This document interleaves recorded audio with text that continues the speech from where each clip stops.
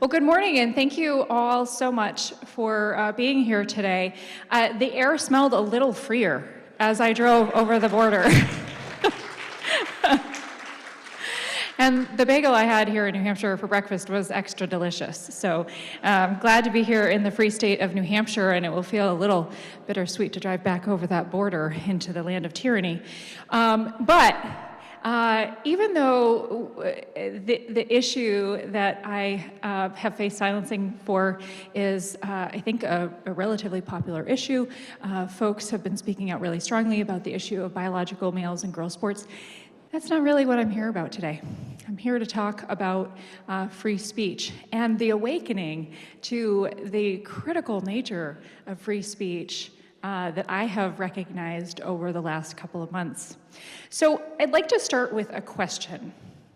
And I'd like to ask, when was the last time that you really thought about your right to free speech? And I recognize in this room that might have been like 10 minutes ago. But really, I'm talking about deeper than just, yes, it's the First Amendment, but something that is lived and something that could be lost. I hadn't necessarily thought about that terribly deeply previous to February 17th. And I think for most of us, free speech is just, it's like breathing. Right? It's something that just is there. It's assumed, and so we hardly notice it, or at least I hardly noticed it, until someone decided to choke it off. And then we notice it a lot. And I never imagined that as a duly elected representative, I would be standing before a room of folks like this, not to talk about a legislative update or the issues going on in Augusta, but the fact that I am someone who has been silenced, and silenced not because I broke the law or I didn't do my job, but silenced because I exercised that right to free speech and spoke up. So over the last 2 months, I have realized something that I never thought I'd have to admit, and that is that I have taken my First Amendment right to free speech entirely for granted. For most of my life, it's just been a given, something that as an American, I know is my right. It's assumed.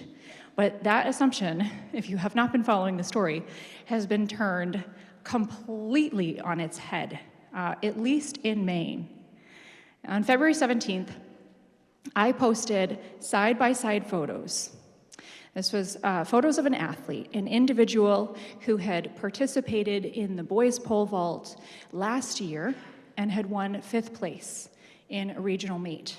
And that night, participated in the state championship and won 1st place in the girls' pole vault. And so these side-by-side photos were posted. I didn't editorialize.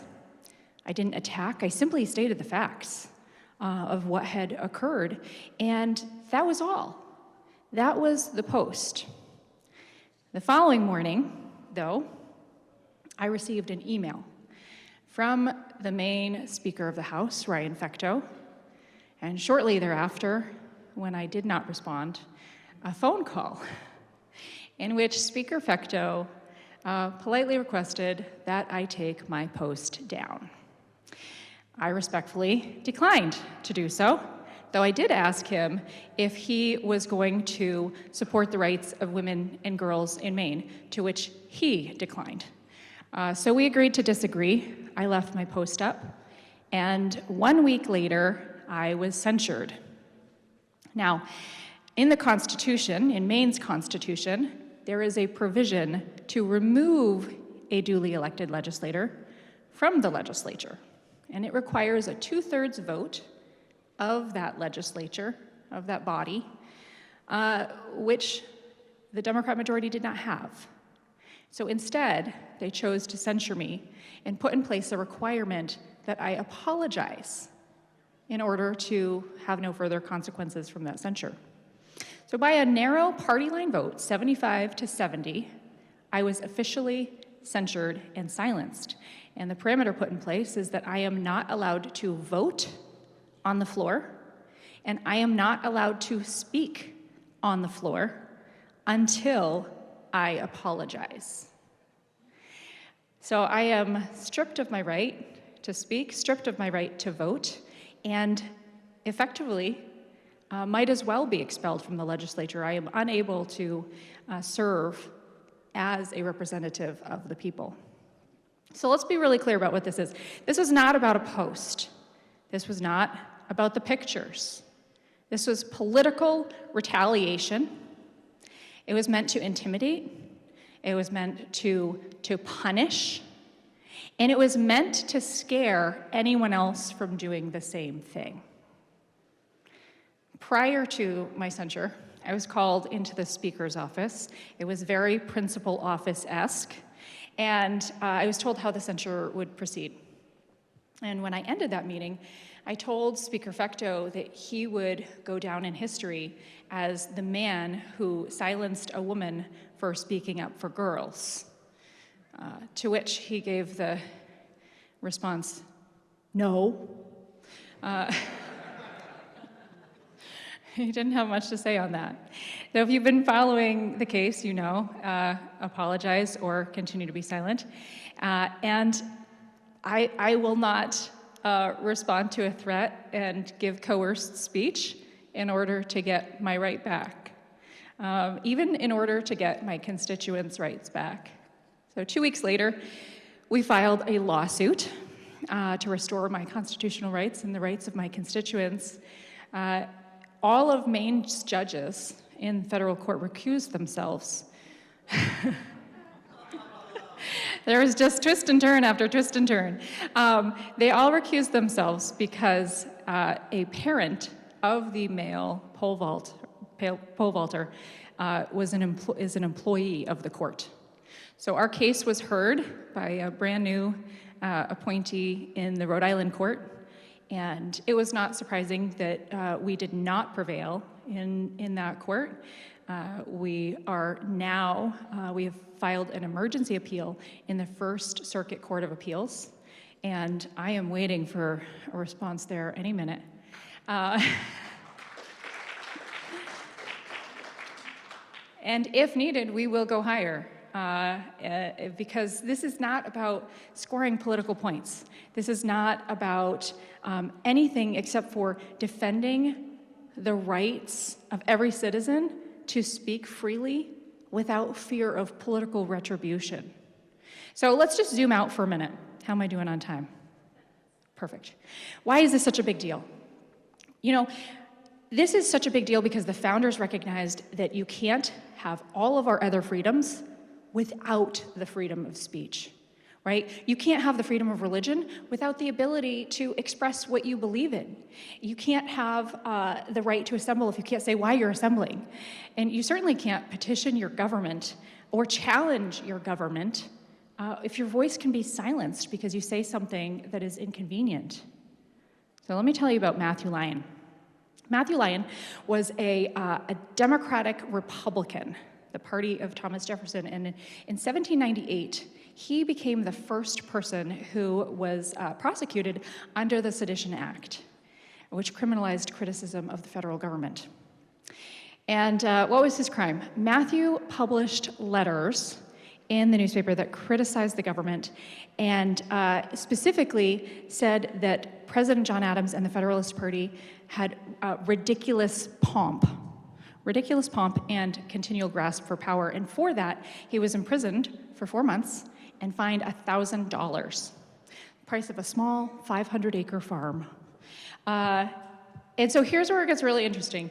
When Matthew was imprisoned, he ran for re-election to Congress, and he won with huger margins than he had previously. Because, shocking no one, Americans even then loved free speech, and he became a free speech hero, seen as a symbol of resistance to government overreach.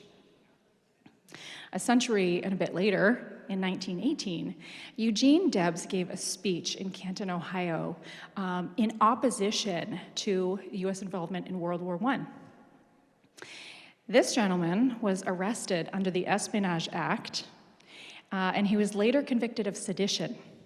He was sentenced to 10 years in prison, and while in prison, he ran for president in 1920, and he won nearly 1 million votes. I'm glad I'm not in prison today. I'm here in New Hampshire talking to you guys instead. And President Harding, in 1921, commuted this gentleman's sentence. Eugene was a 5-time Socialist Party presidential candidate. I don't think, without looking deeply into his platform, that I probably agree with much, if any, of it. But that's really besides the point. Or actually, if we consider it, that is the point. The impulse to silence and to control, to punish dissent, is the same, whether we're talking about 1798, 1918, or 2025 in Maine. But we can't allow that to exist, to continue, because what makes America different and what sets us apart from every other country, every other nation in history, is that we don't just tolerate free speech, we protect it. Whether it's a Democrat socialist that runs for president 5 times or a state representative from Maine, we're not here to protect speech because we agree with it. We're here to protect speech because it protects all of our other rights. We don't fear dissent. We don't silence voices because we disagree with them. Instead, we defend their rights to be heard. And so I'll be honest, there are a number of my colleagues on my side of the aisle, and there may be people in this room who disagreed with my choice to make that post because they thought it was unfair to make a post with pictures of a minor. I understand their perspective. I disagree with it. It was a public event, and these photos were not unique. But regardless of how they felt, these colleagues voted against the censure and against silencing because that's what freedom demands. And so they stood, unlike our Democrat colleagues, they stood alongside the Constitution even while disagreeing with me. And I certainly applaud them for that. This is not just a legal principle. It's a moral obligation of a free society. Because if we lose our ability to speak, if we lose our ability to question and challenge, then we've lost our republic. When those in power decide that certain views are too dangerous to be heard, or unpopular, or they challenge the agenda, and they silence elected officials or everyday citizens or anyone within the course of debate, what we're witnessing is the erosion of representative government itself. When they silenced me, they didn't just silence a representative, they silenced 9,000 constituents in my district. And think about what that precedent means, and this is why it is so critical that we filed the lawsuit and are attacking this. There's so many reasons, but one of those is, think about the precedent that sets when a legislature becomes an echo chamber, when a majority is allowed to silence the minority. And what happens when we only allow voices that say the prevailing thought of that majority? That's not democracy, and certainly not liberty. And that is why, all of that, is why I will not apologize for speaking up.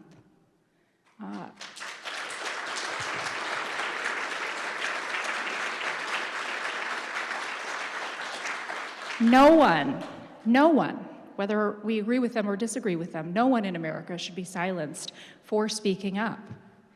And I didn't come here today just to tell my story. I came here to exhort all of us, to remind us just exactly what is at stake. Because there's an incredible amount at stake. Our rights as free people are at stake with our right to free speech. And if it can happen to a duly elected representative for a Facebook post, It can happen to anyone. It can happen to a pastor who says something from the pulpit that folks don't agree with. It can happen to a teacher. It can happen to a parent speaking at a school board meeting. Just watch Maine school board meetings. It can happen to a citizen asking questions at a town hall. And so as the boundaries of appropriate speech are narrowing, not by chance, but by very deliberate design, we have to speak up. We have to speak up clearly and loudly and in opposition to it, even when it's uncomfortable, and even when there are really tough consequences. We defend the rights of others to speak up, even when we disagree. Last year, how am I doing? 1 minute. All right, I'll end with this story. Last year, we had a bill come before us in the legislature that infringed on the right to free speech, and it came before us because there had been neo-Nazis rallying in Maine.